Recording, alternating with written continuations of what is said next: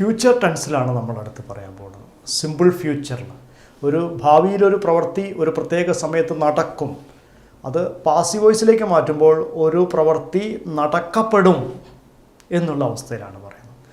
So I wrote one sentence, she will take a piece of cake എന്നാണ്. She will take a piece of cake എന്നുള്ളത് അവൾ ഒരു കഷ്ണം cake എടുക്കും എന്നാണ്. She will take a piece of cake.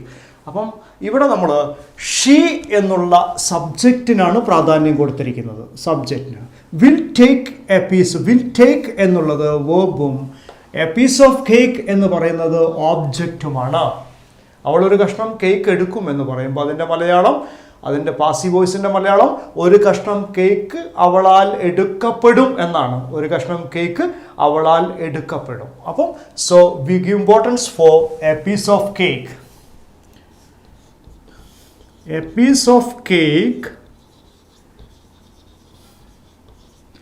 will be taken by her. A piece of cake will be taken by her. ഇവിടെ നമ്മൾ ഉപയോഗിച്ചിരിക്കുന്നത് will be ആവുന്നു. ടേക്ക് എന്നുള്ളത് ടേക്കൺ ആവുന്നു. അപ്പോൾ അതിൻ്റെ ഫോർമുല എങ്ങനെയാണ്? ഓബ്ജക്റ്റ് പ്ലസ് വിൽ അല്ലെങ്കിൽ shall plus be, third form of the verb plus agent by agent.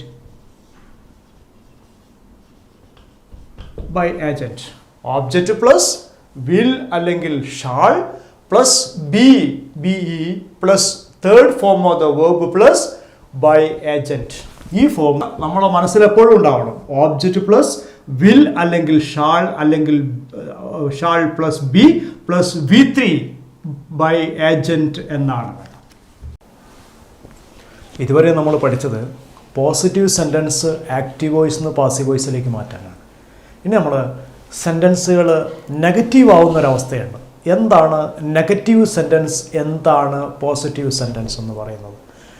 ഉദാഹരണമായിട്ട് മലയാളം ഞാൻ ഒരു സ്ഥലത്തേക്ക് പോകുന്നു, ഞാൻ ഒരു ഡോക്ടറാണ്, ഞാൻ ഒരു അധ്യാപകനാണ്, ഞാൻ ഒരു വിദ്യാർത്ഥിയാണ്.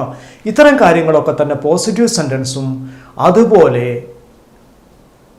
ഞാൻ അങ്ങനെയല്ല എന്ന് പറയാൻ, ഞാനൊരു വിദ്യാർത്ഥി അല്ല എന്ന് പറയാനും, ഞാനൊരു അധ്യാപകനല്ല എന്ന് പറയാനും, ഞാൻ അങ്ങോട്ട് പോകുന്നില്ല എന്ന് പറയുകയും ചെയ്യുമ്പോൾ അത് നിഷേധവാക്യങ്ങളാണ്. ഇംഗ്ലീഷിൽ അതിന് നെഗറ്റീവ് സെൻറ്റൻസ് എന്ന് പറയുന്നു. നെഗറ്റീവ് സെൻറ്റൻസും ആക്റ്റീവ് വോയിസ് നിന്ന് പാസീവ് വോയിസിലേക്ക് മാറ്റി പഠിക്കണം. ഉദാഹരണമായിട്ട്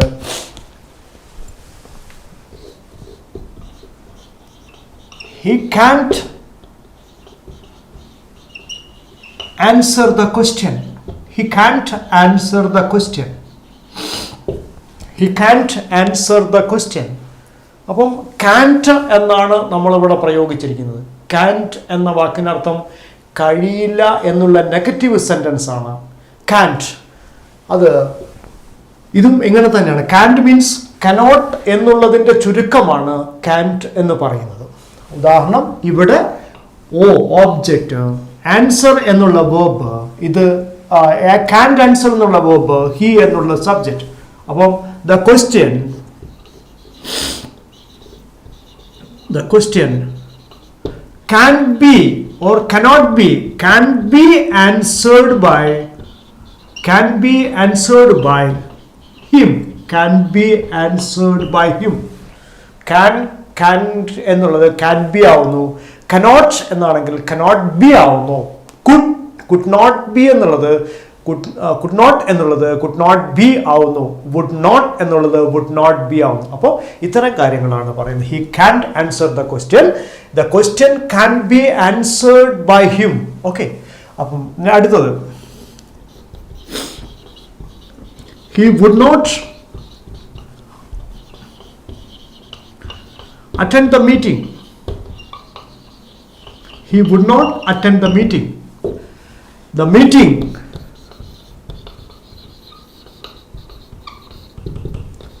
would not be attended by him. Can be, can't, can be, wouldn't be. അതിൻ്റെ പൂർണ്ണ രൂപം would not be attended by. The meeting would not be attended by him. Okay. You should come here എന്നുള്ള പറയുമ്പോൾ you should take the box. The box should be taken by you. You should not take the box. The box should not be taken by you. ഇത്തരം കാര്യങ്ങളാണ് നമ്മൾ വയ്ക്കുന്നത്.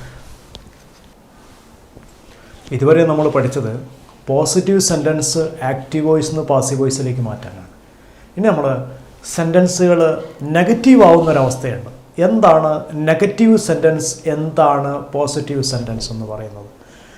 ഉദാഹരണമായിട്ട് മലയാളം നമ്മൾ ഞാൻ ഒരു സ്ഥലത്തേക്ക് പോകുന്നു, ഞാൻ ഒരു ഡോക്ടറാണ്, ഞാൻ ഒരു അധ്യാപകനാണ്, ഞാൻ ഒരു വിദ്യാർത്ഥിയാണ്. ഇത്തരം കാര്യങ്ങളൊക്കെ തന്നെ പോസിറ്റീവ് സെൻറ്റൻസും. അതുപോലെ ഞാൻ അങ്ങനെയല്ല എന്ന് പറയാൻ, ഞാനൊരു വിദ്യാർത്ഥി അല്ല എന്ന് പറയാനും, ഞാനൊരു അധ്യാപകനല്ല എന്ന് പറയാനും, ഞാൻ അങ്ങോട്ട് പോകുന്നില്ല എന്ന് പറയുകയും ചെയ്യുമ്പോൾ അത് നിഷേധവാക്യങ്ങളാണ്.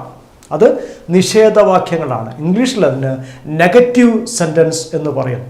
നെഗറ്റീവ് സെൻറ്റൻസും ആക്റ്റീവ് വോയിസ് നിന്ന് പാസീവ് വോയിസിലേക്ക് മാറ്റി പഠിക്കണം. ഉദാഹരണമായിട്ട്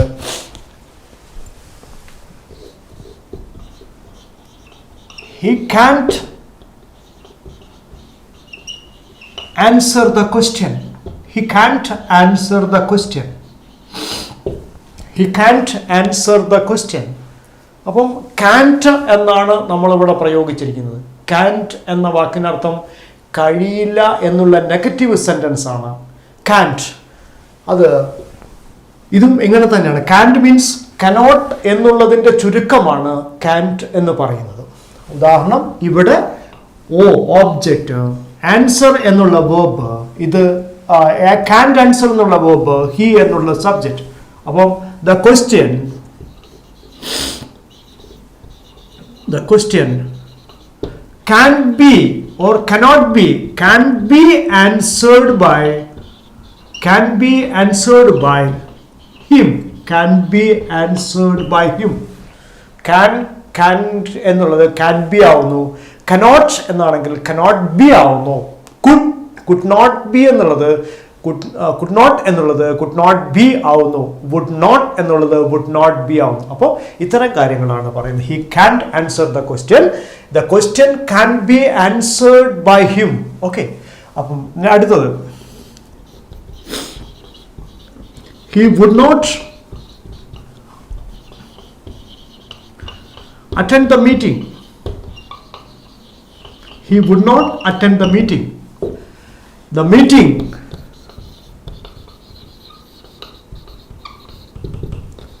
would not be attended by him. Can be, can't, can be, wouldn't be. അതിൻ്റെ പൂർണ്ണ രൂപം would not be attended by. The meeting would not be attended by him. Okay. You should come here എന്നുള്ള പറയുമ്പോൾ you should take the box. The box should be taken by you. You should not take the box. The box should not be taken by you. ഇത്തരം കാര്യങ്ങളാണ്